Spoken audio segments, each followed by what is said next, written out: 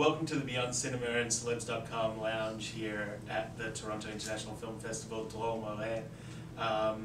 Firstly, just tell me, I mean, sitting down to talk with half a dozen former heads of the Shin Bet, this amazing counter-terrorism organization, how do you even go about getting that access to begin with and getting the approvals, for these people to share some stories? I actually wanted to do that for a long time.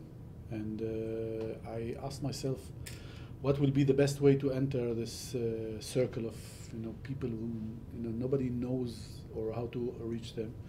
So because I did the Sharon films, they knew who am I. So I kind of approached one of them and told him that he was a minister then in the government. So it took me quite a while to get there. And I told him when I got the meeting, I told him what I wanted to do, basically to tell the story of the Israeli-Palestinian conflict, but from their point of view, from those people who are, I would say, in the heart of the defense establishment of Israel, who deals with the Palestinian all their lives, basically know the conflict better than anybody else. And when he understood exactly what I wanted to do, he said, okay, I will be inside. And then I said, can you please give me the numbers of this, and can you please call them and tell them that I'm going to talk to them? He said, I will do that, and this is how the process started. It wasn't easy. I mean, the old man was really, really tough nut to crack. But at the end, when they understood what I wanted to do, they all agreed to come. Did you show them the film before taking it anywhere else? No. The first time that they saw the film was in the Jerusalem Film Festival. The screening was horrible for me because I sat in their place. I tried to understand. I saw the film from their eyes, not from my eyes, and it wasn't easy. Were you sitting near them? Yeah, very near them. And what was their reaction?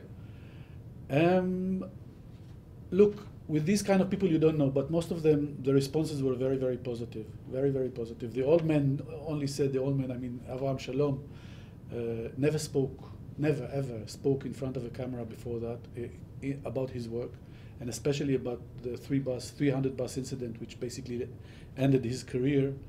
So he said to me after that in a phone call, he said, you didn't crack enough the politicians, you should have been more harder on the politicians. There were different responses. Carmi Gilon, who was the head of the Shin Bet while the Yitzhak Rabin assassination, I didn't see him after the screening. He went away immediately. And he called me the next day and he said, listen, I had a horrible night. The film brought up all the emotions that were buried in me after the assassination of Rabin. He was the head of Shin Bet while Rabin was assassinated. And he said, I couldn't sleep. But it's a very important film, and I'm so happy that I was in that, and I think it would be taught in every school, all this kind of stuff. Oh, that's awesome. And then taking it to Telluride and having the response there as well. What's interesting to me is there's a lot of films right now that are playing that are also from the Palestinian side of the conflict. So you have like both sets of films traveling around the film festival circuit right now. How is that for you as a person meeting these other filmmakers who are telling it the other side of the story, or their side that has their natural biases, your side, everyone has an opinion, obviously. Is there a sense of camaraderie between you, or is there a heated debate, and do you avoid each other or embrace each other? We embraced each other warmly. Is that Ziad and me, Ziad Dueri was in the Telluride Film Festival, and we became, I don't want to say best friends because we're not friends, but I'm really fond of him, and he said that he's fond of me. So we are really, he showed the conflict, the attack, his movie showed the conflict from his point of view. But in the city that I live, in Tel Aviv, basically tell the story, which basically he asked me, what do you think about the film? I told him I think that it will be much harder for you to show the film in Arab countries than in Israel. Because I felt that his film is very, very balanced. It's not, portraying. This is also what I try to do in my film. To show a balanced film, that anybody that sees that film will not say, it's someone who tries to characterize the Palestinian as the victims and the Israeli as the aggressor, or the vice versa, the Israeli as the victim and the Palestinian as the aggressor. It's a real account of the conflict, in my point of view, coming from those 6 people who are the most influential, understanding, whatever you want to call them, of that conflict. So talk about the Shin Bet for a second. How does it relate? Like, what's the difference between the Shin Bet in say, the Mossad? Shin Bet is responsible for what I might compare him to the FBI, but they have more authority than the FBI, because basically they're dealing with terror which comes from the occupied territories. They are the one that controls intelligence-wise all the West Bank and Gaza. Now not Gaza, because Gaza was in 2005, it's a different story. But they are the organization that takes care of that. The Mossad can be compared much more to the CIA, which deals with the outer world. All his activities are in the outer world, not inside, within Israel and within the occupied territories. And so how many hours of footage did you shoot with these 6 guys? Shooting was around 60 to 70, but I have, with interviews with them, I mean, I did also a lot of research with them, and before I got into the interview, around 100 hours. And final running time? Of the movie? Yeah. It's 96 minutes. This was the most tormenting process in my life. I mean, it was so difficult because they have, I mean, in the movie there is only 2%.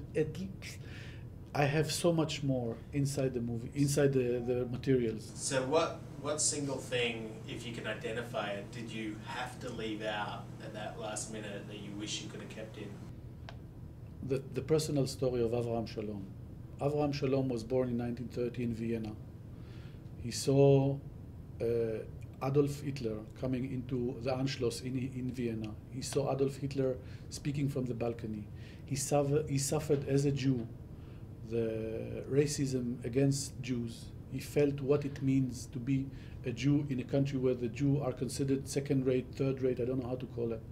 And when Avraham Shalom says at the end of the movie of the Gatekeepers that we treat the Palestinians like the Germans in Second World War, not towards the Jews, but toward the Czech, the Polacks, or whatever, I think this is something that, because he comes from there, he has been there, he saw that, he experienced firsthand as a young boy. And when he does that connection, I think it was, for me, it was very, very painful to take that out. Yeah. You talk about the effect it's had on a couple of these guys and how they've had to take some time to process it. For you, what is the most significant change you felt in yourself? Has it changed your opinion about the conflict? Has it changed the way you view things? No, it made me much more understanding the failure of the leadership. And I'm talking now about Israel only, I'm not dealing with the Palestinians. The leadership in Israel failed completely. And I'm not talking now right or left, center, whatever you want. They failed. They failed because Israel is the strong part in that conflict. We should have known better. We should have done differently the things that and when it comes from their point of view, when it comes from the point of view of the people that were the center of the conflict, that sat with the leaders and know the quality of the decision making.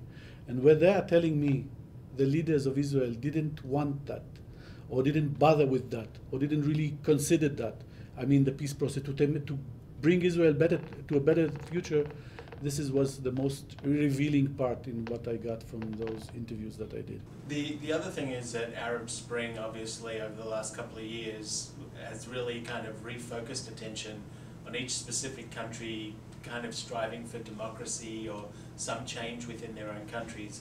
Of course, once the governments fall in those countries, we never know what that replacement's going to be. Yeah. Is there more hope now that the Palestinian-Israeli conflict will be, or is the Palestinian-Israeli conflict pushed to the back burner while all these countries are sorting out their own internal problems? I think again, it's a point of leadership. I think that the Israeli-Palestinian conflict should be solved, no matter what happens with how you call it, the Arab Spring, the Arab Winter, the Arab whatever you can call that. I don't know what will come. I mean, I think that there is a tectonic move in the Middle East now. I mean, things that have changed there are amazing. What happened in Egypt, what happened in Libya, what is going to happen in Syria. It's tectonic changes. The earth is moving there, and we don't know how it will calm down and what will happen when it calms down. But this doesn't lift the responsibility of solving the Israeli-Palestinian conflict. The current Palestinian administration is the most, how will I put it in words which will not infuriate are the most convenient one for the Israeli to deal with. I mean, when Netanyahu now says, I'm for a two-state solution, with whom do you want to deal? If Abbas and Fayyad will go away, you want to deal with the Hamas? Do you want to deal with the jihad? I really don't understand it, and I think that the gatekeepers don't understand that as well. And so the gatekeepers, do they have a key, or do they Leadership. Or is it a wall? Leadership. Big, strong leadership that sees the future as it should, not from the perspective of how will I survive, how will I make the next day good, that looks into the future and says, okay, this is the point where Israel has to be. This is the point where I can take the region to. And I'm willing to take the consequences, to bear the risks that are there. Yitzhak Rabin did that. He was assassinated because of that. Anwar Sadat in Egypt did that and was assassinated because of that as well. Ariel Sharon, tried to do that, and tragically he was hit by a stroke and is still in coma until today. These are leaders, that I can look and say, okay, they don't consider their own good. They are seeing 2, 3, 10 steps ahead. I don't see that in the current Israeli administration, definitely. Well, thanks so much for coming in. We really appreciate it. Thank you very much.